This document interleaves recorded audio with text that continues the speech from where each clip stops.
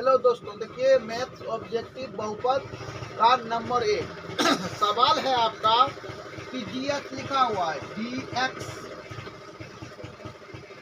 बराबर दिया हुआ है 3x² माइनस 7x प्लस 2 है। ठीक है, ऐसा दिया हुआ है। कहता यदि बहुपद gx बराबर ऐसा हो तो g -1 बराबर क्या होगा, का मान क्या होगा। अब आप लोग हड़बड़ा जाइएगा कि भाई एक नंबर राम ऐसा सवाल पूछ दिया, कैसे बनाएंगे। हम आपको समझा देते हैं, उसके बाद आप एकदम 30 सेकंड में बना करके चले आइएगा। तो g माइनस क्या है आपका 1 न दिया हुआ है। तो अब आपको एक बात ध्यान से सीखिए। पहले यहाँ क्या लिखा है, gx, कोष्ट में x है तो सब जगह पर x है।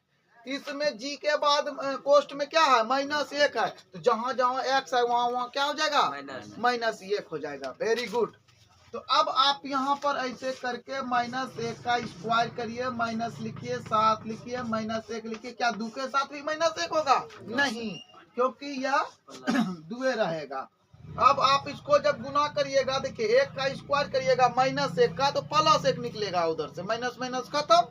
तो 1 से 3 को गुना करिए, 3 हो गया, ई माइनस गुना किए तो प्लस हो गया, 7 हो गया, और ये आपका 2। आप जोड़िए, इधर से या किधर जोड़िए, 3 7 10 2 12।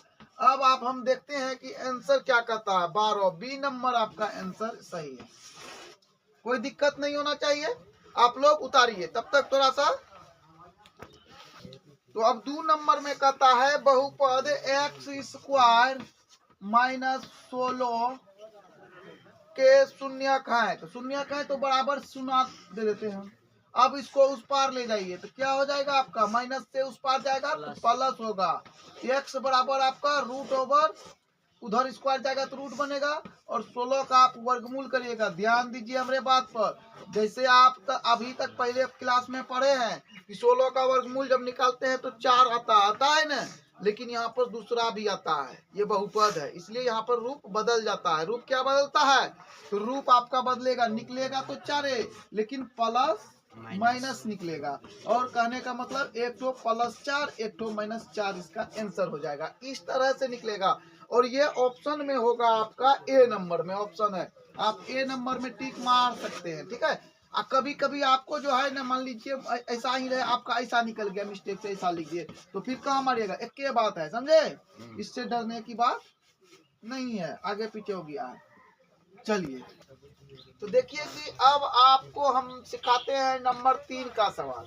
अब आपको हम दिखाते हैं इसका। कहता क्या है कि इस तरह से बहुपद आपका लिखा हुआ है, कहता इसका घात क्या होगा। तो इसका घात अक्सर विद्यार्थी जो है आंसर मारेगा 5, y पर पावर 5 है और 5 मार देगा और उसका आंसर आ जाएगा, लेकिन बिल्कुल वो गलत होगा। सत्य बात क्या होगा ये बताते हैं, और कुछ विद्यार्थी क्या करेगा ये बता देते हैं। जैसे कि हम भी वैसा ही करने वाले में से हैं, वैसा नहीं है। जैसे इसको जब इसको गुना करेगा पहले सबको, फिर यहाँ लिख देगा, फिर 3y से गुना करेगा सबको, फिर यहाँ लिख देगा, फिर 1 से गुना करेगा सबको, यहाँ लिख देगा, तब चेक करेगा कि इसका घात क्या है, और उसको लग जाएगा 5 मिनट, और 5 मिनट में नंबर मिलेगा 1। तो आपको ऑप्शन 50-50 देता है, यानी 100 नंबर रहता है एक नंबर का। आप 50 छोड़ भी सकते हैं। अगर ये आपसे नहीं बन रहा है, नहीं आता है, तो आप उसे छोड़ दीजिए, और आप जो है सिर्फ 50 क्वेश्चन जो हल्का है उसको पकड़ लीजिए। लेकिन हम अभी आपको सिखा देते हैं, छोड़ने की जरूरत नहीं है, पकड़ने की जरूरत है। कैसे, अब देखिए कि इसमें सबसे बड़ा घात क्या है, y पर पावर 5, और y² इसमें दिया हुआ है ना, बड़ा है। तो अगर आप इससे गुना करिएगा तो कितनों गुना करिए तो इसी का सबसे बड़ा घात यहाँ लिखा जाएगा। अब फिर 3y भी गुना करिएगा तो इस दोनों के गुना से बेसी बड़ा घात तो होगा नहीं। और हम जानते हैं कि बहुपद में सबसे बड़ा घात जो होता है उसी घात को लिखा जाता है। तो आप इसको इससे गुना कर दीजिए, y पर पावर हो जाएगा कितने। जब ऐसे गुना होता है तो पावर जुट जाता है ना। आपको जोड़ कर दिखा देते हैं। तो y पर पावर आपका हो गया 7, यानी घात बराबर हो गया आपका 7। आंसर हो गया आपका बी नंबर। ठीक है, घात बराबर हो गया आपका 7। अब आप ये भी नहीं लिखेंगे, खाली ये लिख देंगे तो चलेगा, क्योंकि 5 इसको और इसको गुना करिएगा तो जुड़ करके यहाँ पर 7 हो जाएगा। चलिए भैया, तो अब आपका बहुपद 10x माइनस क्या दिया हुआ 25, और आपको पता है शून्य निकालने के लिए, तो आप यहाँ 0 लगाइए और इसको उस पार ले जाइए। जब आप इसको उस पार ले जाएंगे तो क्या हो जाएगा, तो आपका हो जाएगा 25। ठीक है, यही ना है जी सर। और x बराबर आपका हो जाएगा 25/10।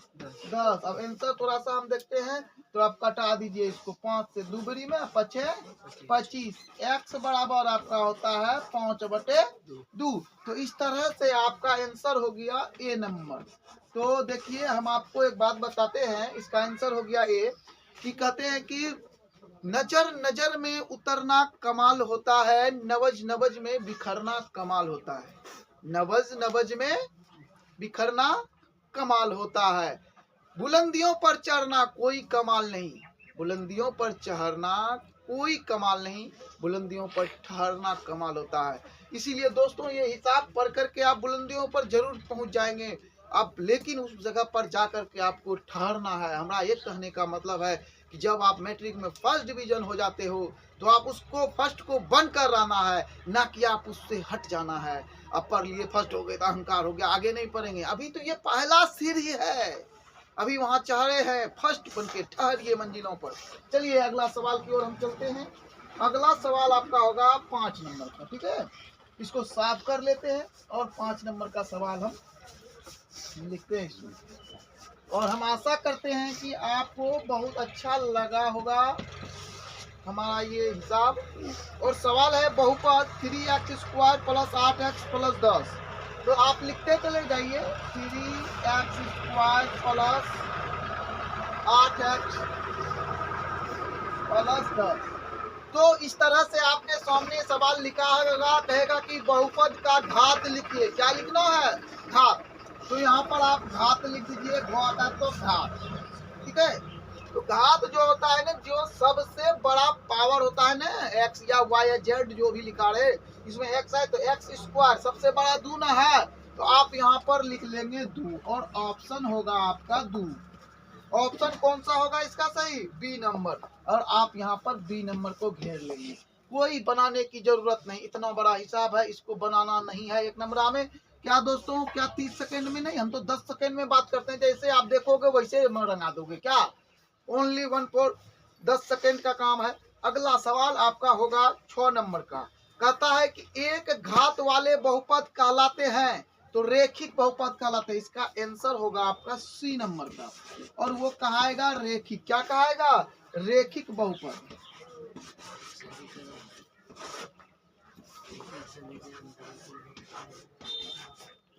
क्या कहलाएगा, रेखिक बहुपद। तो अब देखिए कहता है निम्नलिखित में से त्रिघात बहुपद का सबसे व्यापक रूप कौन है। तो चलिए हम लोग थोड़ा सा उतार लेते हैं, पहले हिसाब को लिख लेते हैं। ए नंबर और ax² और प्लस bx। नंबर आपका हो गया 7, bx और आपका दिया हुआ है प्लस c। a = नोट 0 दिया हुआ है, और b नंबर में आपका लिखा हुआ है ax⁴ और प्लस bx³ प्लस c, और आपको यहाँ पर लिखना है सी नंबर, और सी नंबर में लिखा हुआ है आपका ax³ और प्लस bx² प्लस c, ये लिखा है। और डी नंबर में लिखा है इनमें से कोई नहीं, कोई नहीं, मतलब इनमें से कोई नहीं। जगह का अभाव था इसलिए कोई नहीं, इनमें से कोई नहीं। तो सबसे पहला प्रश्न को आप समझिए, समझे। प्रश्न यह है कि त्रिघात बहुपद क्या है। त्रिघात मतलब पहले देखिए, एक होता है रेखिक बहुपद जिसका पावर, तो देखिए कि यहाँ पर कुछ छूट गया है, जैसे कि ये और प्लस बी था, इसमें एक्स्ट्रा था जो कि हमने मतलब जैसे इसमें 3 लिखा है, उसी तरह से उसको हम लिख दिए थे। तो किताब में जब हमने देखा तो देखा कि 2 आगे बढ़ाया गया है, तो कोई बात नहीं, उससे बढ़ाने ना बढ़ाने से कोई फर्क पड़ने वाला नहीं होता है। तो रेखिक समीकरण वह हुआ जिसका घात 1 हो, और द्विघात समीकरण हुआ जिसका घात 2 हो, और त्रिघात वह हुआ जिसका 3 हो। अब इसका घात क्या है? द्विघात, दूना है, ये द्विघात हो गया आपका, ये आंसर नहीं होगा। इसका पावर 4 है तो क्या हो गया? ये भी त्रिघात नहीं है। और इसमें देखिए 3 है सबसे बड़ा पावर, तो आपका आंसर ये हो गया। ठीक है, यही त्रिघात बहुपद का सबसे उत्तम उदाहरण है। हेलो दोस्तों, अगर आपको हमारा वीडियो अच्छा लगता है तो लाइक कमेंट शेयर जरूर करें। धन्यवाद।